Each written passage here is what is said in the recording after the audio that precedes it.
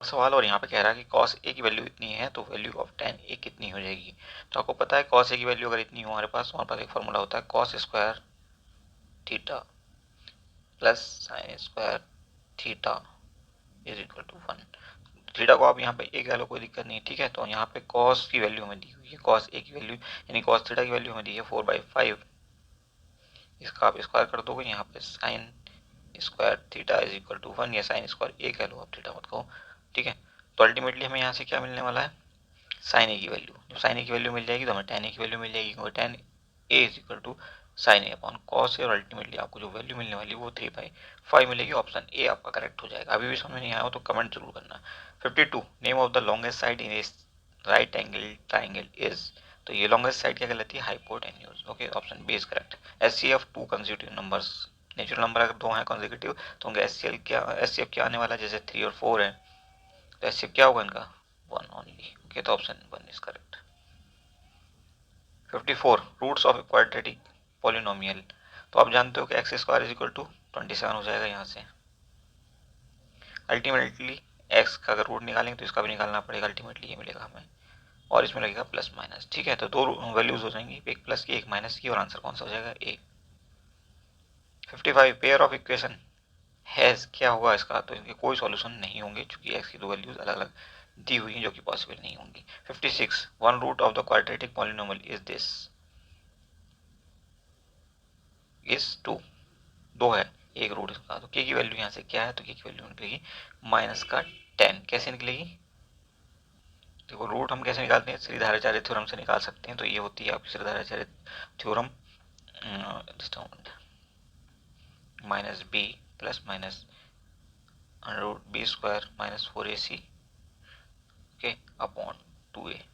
तो यहाँ पे आप देखोगे a की वैल्यू क्या है 1, नीचे तो 2 ही रह जाएगा, और यहाँ पे रखेंगे b की वैल्यू क्या है यहाँ पे 3, और यहाँ पे भी माइनस का है तो माइनस का 3 हो जाएगी, प्लस माइनस रखेंगे साथ में बी स्क्वायर माइनस 4ac की वैल्यू यहाँ से रखेंगे हम, b की वैल्यू क्या है 3, 3 का इसको कर देंगे हम स्क्वायर, तो ये बन जाएगा 9 माइनस 4 के अंदर पूरा आउट हो जाएगा 9 माइनस 4 के। ओके, नीचे क्या होगा 2, क्योंकि a की वैल्यू तो 1 है। ओके, इसको सिंप्लीफाई आप करोगे तो यहाँ से k की वैल्यू निकलेगी माइनस की 10।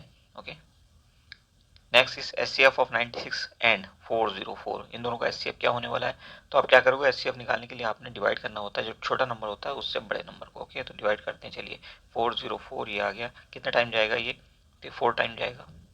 ओके, और ये हो जाएगा आपका 4 4 16 यानी कि 384। आप माइनस करोगे तो यहाँ से आपको मिल जाएगा 20। ओके, अब इस 20 से हम फिर 96 को डिवाइड करेंगे, 4 बार हम टेबल पढ़ पाएंगे, 80 मिलेगा, 16 बचेगा, फिर 16 से हम 20 को डिवाइड करेंगे तो वही रहेगा।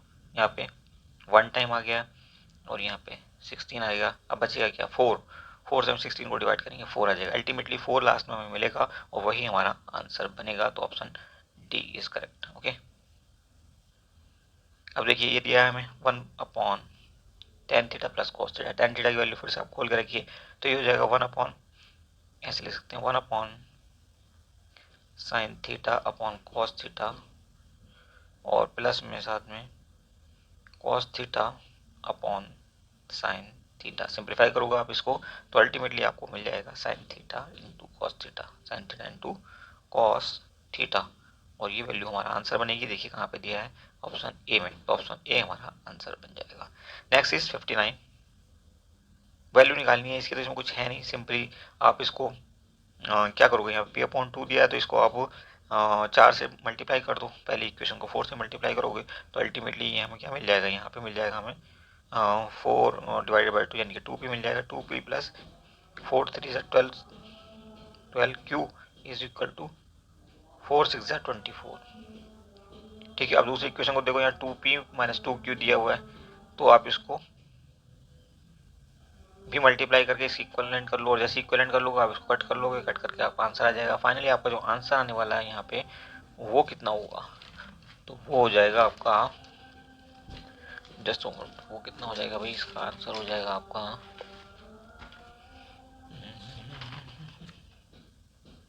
क्यू की वैल्यू पूछिए तो क्यू की वैल्यू तो आएगी 1 और पी की वैल्यू आएगी कितनी 6।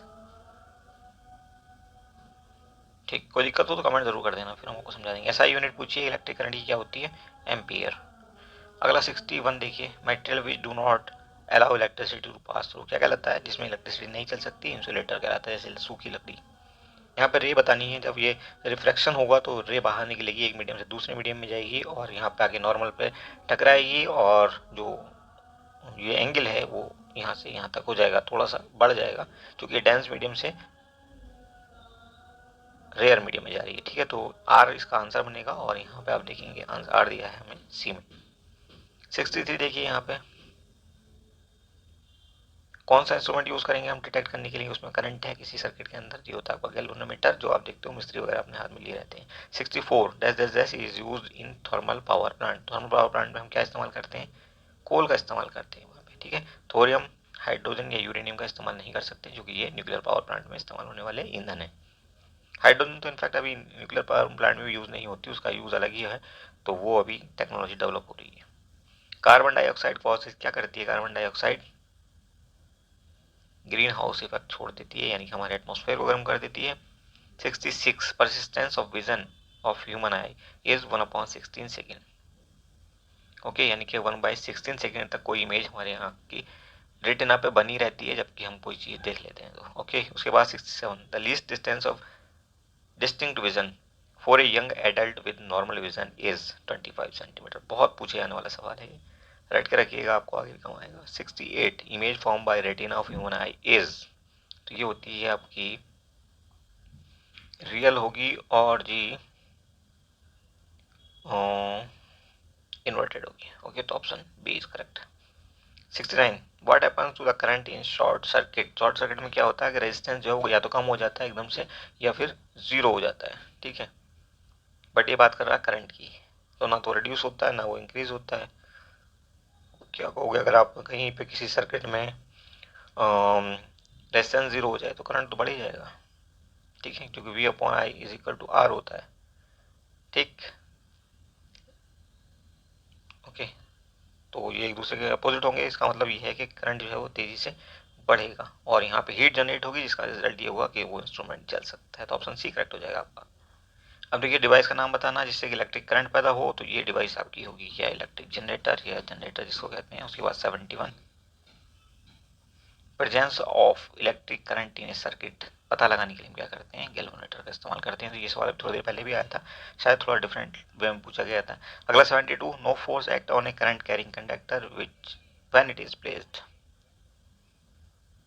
पैरेलल टू मैग्नेटिक फील्ड, तो ऑप्शन बी आपका यहाँ पे करेक्ट हो जाएगा। 73 आप देखेंगे who has stated the right hand thumb rule, तो ये दिया था आपका फ्लेमिंग ने, option B is correct. Next, what should be the core of an electromagnet, ये होना चाहिए सॉफ्ट आयरन। उसके बाद 75 which of the following is the universal source of energy for us, universal source of energy जो हमें हर जगह मिलती है वो होती है सोलर एनर्जी। ओके, उसके बाद एरिया ऑफ ए रोम्बस इतना दिया हुआ है, डायगोनल ए कितना दिया, दूसरा डायगोनल पूछा। फॉर्मूला ये होता है कि हमारे पास एरिया का 1/2 d1 into d2 is equal to area. Area हमें दिया है, d1 हमें दिया है, तो d2 की वैल्यू हम निकालेंगे और ये हो जाएगी 30 centimetre, option C is correct. 77 if the length and breadth of a rectangle are this and this respectively then its area, तो लेंथ को आप ब्रेथ से मल्टीप्लाई करोगे, एरिया आ जाएगा 15 इंटू 10 150 स्क्वायर सेंटीमीटर, अगर दोनों सेंटीमीटर में दिए हैं तो। उसके बाद 78 the perimeter of rectangle with length, length इतनी है, विड्थ इतनी है, दोनों प्लस करो, 2 से मल्टीप्लाई कर दो, यानी डबल कर दो, तो आपका हो जाएगा ये पैरामीटर। उसके बाद 1 लीटर किसके इक्वल है, तो 1000 क्यूबिक सेंटीमीटर के। उसके बाद 80 पे चलते हैं, what is the appropriate condition to construct a quadrilateral, तो क्वाड्रिलेटरल अगर हमें बनाना है तो 4 साइड हो या फिर एक डायगोनल हमारे पास हो, तब हम बना सकते हैं, या 3 साइड हो जाएं, 2 डायगोनल हमारे पास हो जाएं, या साइड एक और कम हो जाए, 2 ही रह जाएं, तो फिर उस केस में क्या होना चाहिए, 3 एंगल हमारे पास होने चाहिए, तब जाकर के हम क्वाड्रिलेटरल बना सकते हैं। तो पहली कंडीशन आपकी बिल्कुल फिट है। अच्छा, height and length of shadow of a tower are same, ऐसे ये आपका टावर हो गया, जितनी हाइट है इसकी उतनी इसकी शेडो बन रही है, यानी कि ये साइड इसके बराबर होगी, तो एंगल कितना होगा 45 degree, option C is correct. उसके बाद 90 देखिए, ये एक इक्वेशन दी है, for this equation state which statement is wrong, इनमें से कौन सा स्टेटमेंट यहाँ पे रॉन्ग है, तो देखिएगा यहाँ पे रॉन्ग जो होगा वो होगा D A B square is equal to 4ac then the roots are real and equal, ऐसा नहीं है, रियल होंगी तो वो इक्वल भी होंगी, अगर ऐसा है तो if B square is equal to 4ac, तो यही रॉन्ग स्टेटमेंट है। अगला देखिए एबीसी यहाँ पे दिया हुआ, जिसकी जो एंगल्स दिए हुए एक्स और वाई, उनका रेशियो है 1:2, यानी कि वाई जो है बड़ा है, x is smaller. Okay, value of x is, तो आप जानते हो कि ये तो 90 डिग्री का हो गया। ओके, इन दोनों को ऐड करोगे तो कितना हो जाएगा 90 डिग्री। 90 डिग्री में 3 हिस्से करने हैं, ठीक है। ये हो गया एक्स और इसके साथ हो गया Y is equal to 90 degree. Ratio क्या है 1:2, यानी कि ये 1 है तो ये 2 है, तो आप कह लो ये एक्स है तो ये 2x है। ये हो गया 90, तो 3x मिल गया है, 3x इज इक्वल टू 90, तो x is equal to how much 30, और x y का है डबल, सॉरी y है डबल, तो ये 30 हो जाएगा, और y कितना हो गया 60। हमसे पूछा क्या है x, तो x की वैल्यू क्या है 10x की वैल्यू इनफैक्ट पूछिए, तो 30 अगर x की वैल्यू और 10x की वैल्यू कितनी होगी 1/√3, तो option A is right. 92, if two triangles are similar then the ratio of their area is equal to, तो उनकी करस्पॉन्डिंग साइड के स्क्वायर के बराबर होता है। ओके,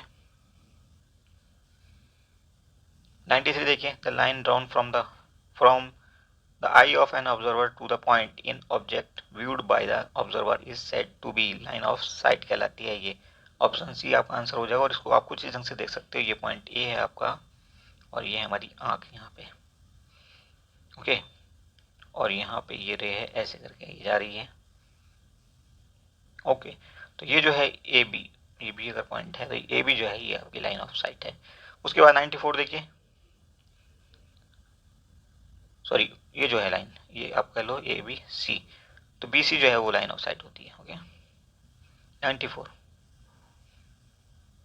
अब ये 6 मीटर हाई टावर है जिसकी शेडो है वो इतनी है, आप ऐसे देख सकते हो, ये आपका टावर है जिसकी लंबाई कितनी है 6 मीटर ऊंचाई, सॉरी, और ये आपका है, इसको थोड़ा छोटा कर लो, ये आपका है। ओके, और इसका नाम रख देते हैं ए बी सी। ये जो है दिया ये आपका दिया 2√3, यानी कि बी सी इज 2√3, ये हमें दिया है, तो हमें क्या करना है निकालनी है देन सन्स एलिवेशन निकालना है हमने।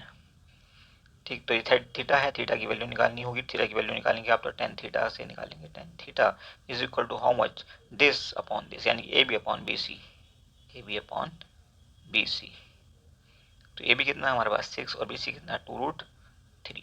कट करो आप इसको, यहाँ से मिल जाएगा आपको 3 आ जाएगा, ये √3 मिलेगा आपको ultimately. Tan theta is equal to √3, यानी कि theta is equal to how much 60 degree, तो आंसर कौन सा हो जाएगा option A is correct. 95, length of the shadow of a tree is decreasing then the angle of elevation, अगर decrease होगी length तो एंगल ऑफ एलिवेशन भी decrease होगा, अगर बढ़ेगी तो दोनों बढ़ेंगे, option B is correct. Next, x is equal to a, y is equal to b, the solution of the pair of equation this and this, then the value of a and b is, तो पहले x और y की value आप यहाँ से निकाल लो, ठीक है। x minus Y is equal to 2, यानी कि x की वैल्यू कितनी होगी, इसको कंपेयर करते हुए निकालोगे तभी निकलेगी, हम तो मुझे वन निकाल सकते हैं, आप थोड़ी प्रैक्टिस कर लेना, दोनों इक्वेशन को ऐड करोगे आंसर आ जाएगा, यानी कि 2x is equal to 6, x is equal to हो जाएगी 3, ठीक है। x is equal to 3, x is equal to a, तो a इज इक्वल टू 3, ऐसी y की वैल्यू निकल जाएगी। आपने x में से 3 में से कुछ माइनस किया, 2 बचा, यानी कि 1 माइनस करोगे तभी 2 बचेगा, तो y इज इक्वल टू 1 और y is equal to b, तो a is equal to 3, b is equal to 1, तो 3 and 1 आंसर होगा हमारा, और ऑप्शन बी करेक्ट हो जाएगा। Next, 5 years ago a was thrice as old as b, 5 साल पहले ये जो था 3 गुना था b के, यानी b छोटा है a बड़ा है, क्लियर, b छोटा है a बड़ा है b से, 5 साल पहले ये जो था b का 3 गुना था। A shall be twice as old as B, अब वो क्या होगा, वो दुगना हो जाएगा 10 साल बाद आज से, तो प्रेजेंट एज क्या होगी ए की, तो ये होगी 50, आप इसे सीधे ऑप्शन से ले लो, अगर आज 50 है उसकी एज, 5 साल पहले कितनी थी 45, और बी की कितनी रही होगी 5 साल पहले 15, यानी कि वो 3 गुना था, तो 3 गुना ही बता रहा है, ठीक है। 10 साल बाद जब वो 55, सॉरी आज वो कितना है 50 का है, 10 साल बाद ये कितना हो जाएगा, ए हो जाएगा 60 का, और बी की पोजीशन क्या होगी, बी आज है 20 का, और 10 साल बाद हो जाएगा 30 का, तो फिर से देखिए हमारी इक्वेशन सेटिस्फाई हो गई, वो डबल हो जाएगा, यानी कि हमारा आंसर बिल्कुल सही है। 98 देखेंगे आप, x1 x2 x3 इसमें दिया हुआ है, हमसे पूछा गया है then the mean of the observation हम कैसे निकालेंगे, sum of observation upon total number of observation, option A is correct. अच्छा, यहाँ पे एक चीज़ है 81 to 89 क्वेश्चन ही मिसिंग है, तो किसी के पास अगर ये पेपर है तो प्लीज़ भेज देना, अगर सेट अलग भी हो तो पूरा भेज देना पेपर, अगर सिर्फ सेट डी ही आपके पास है तो आप सिर्फ एक पेज भेजेंगे, बात खत्म हो जाएगी, ठीक है। देखिए 79 के बाद 88 आ रहा है, यानी कि 80 से 87 के क्वेश्चन हमारे पास मिसिंग हैं अनफॉर्चुनेटली, जिनको हम नहीं आंसर कर सकते। ओके 99 देखेंगे, diameter of wheel is 40 centimetre, how many revolution will it make on covering 176 metre. Okay तो हमें दिया है इतने मीटर का ये, और डायमीटर हमें जो छोटा व्हील दिया है उसकी 40 सेंटीमीटर, यानी कि जो रेडियस है वो उसकी 20, यानी कि उसकी जो सरकमफेरेंस वो कितनी हो जाएगी 2πr। निकालो जरा 2πr से, तो 2 × 22/7 इंटू आर की वैल्यू कितनी है 20। ओके इसको एज इट इज रखा है दो, और इससे हम डिवाइड करेंगे किसको 176 को, लेकिन ये सेंटीमीटर में था तो इसको 100 से और डिवाइड करना पड़ेगा, तब जाकर के हमारी बात बनेगी। यहाँ से जो आपका आंसर निकलने वाला है वो कितना होगा ये देखने वाली बात है, तो वो हो जाएगा आपका 140। क्लियर है, कोई दिक्कत हो तो कमेंट जरूर कर देना। 100 on increasing the diameter of circle by 40%, area में क्या चेंज हुआ ये पूछता है, तो इसका शॉर्टकट होता है x plus Y plus X Y upon 100। तो सर्किल में तो एक ही है एक्स और वाई दोनों एक ही है, तो यहाँ पे 40 लिख दो, 40 यहाँ पे हो गया 40, यहाँ पे हो गया कितना 40 इंटू 40 अपॉन 100। तो एक जीरो से एक जीरो, एक जीरो से एक जीरो कैंसिल हो गया, 40 प्लस 40 80 प्लस 16 यानी 96 आपका हो जाएगा आंसर, इतने परसेंट वो बढ़ जाएगी। तो बहुत सारे शॉर्टकट हमने यहाँ पे डिस्कस किए हैं, तो बहुत यूजफुल होंगे आपके लिए, और होपफुली आपको पसंद आएगा। कहीं पे आपको डिटेल में आंसर चाहिए तो प्लीज़ कमेंट जरूर कर देना। Thank you for watching, see you soon.